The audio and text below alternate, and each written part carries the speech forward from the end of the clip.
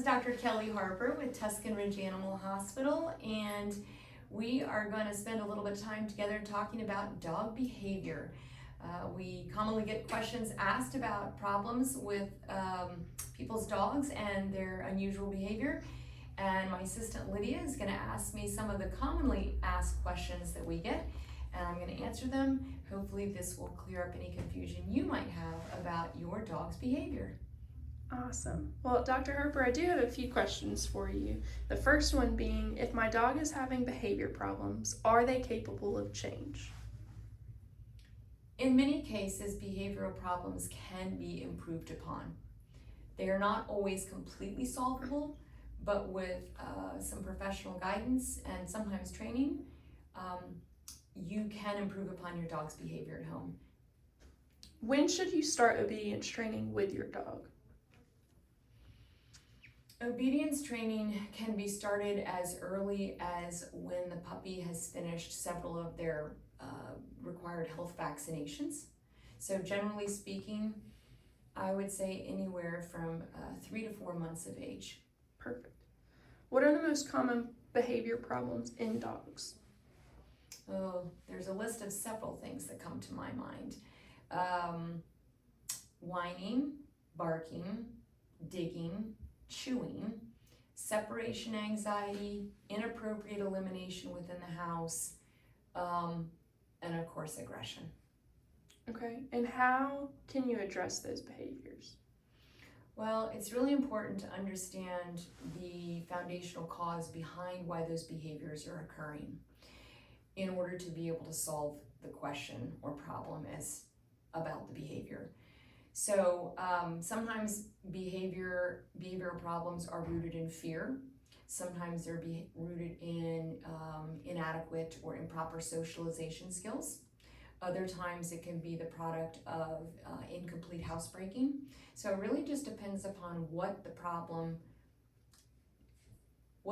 is, and then asking good questions, which is what your veterinarian should do, to help you get to the bottom of why your pet may be exhibiting the behavior that he or she is. Can any of these behavior issues in my dog indicate that they're sick? Absolutely.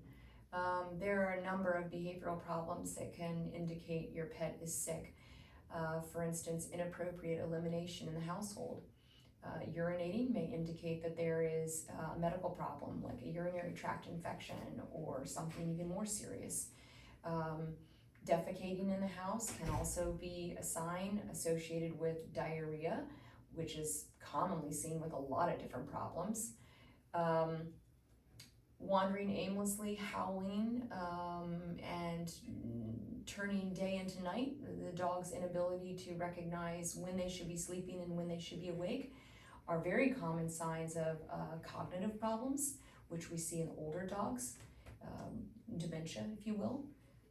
Those are several examples that I can think of where behavior is actually a clinical sign of a much bigger health problem. Okay. And what does treatment look like for behavior problems? Are there multiple treatment options? What does that look like? So treatment is based upon what the problem is. And as I shared in the early part of this conversation, not all behaviors can be solved. Some are going to be lifelong problems that will require lifelong management. But in many cases, management or improvement in the behavior can be seen. So for instance, separation anxiety, which we commonly see in dogs, is something that would require not only help from the veterinarian insofar as prescribing medications that might help the animal be more open and receptive to learning new behaviors or tolerating new situations.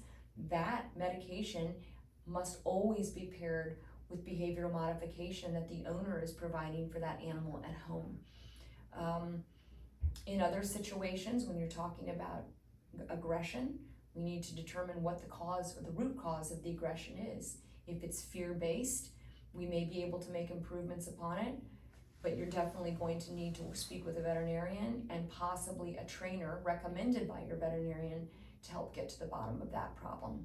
And of course, unfortunately, there are some behavioral problems that are significant enough and or pose a significant liability for an owner when they have their pet around other people. And in those cases, we will sometimes need to refer to an actual veterinary behaviorist who can help them get going in the right direction and see if any of those negative behaviors can be improved upon. Okay. Well, those are all the questions I have for dog behavior today. So I really appreciate your time. Well, you're welcome, and I'm so glad that you all were able to tune in today to hopefully have some of your questions answered by listening to this Q&A about dog behavior. If you have any questions, we're always here to help. Give us a call.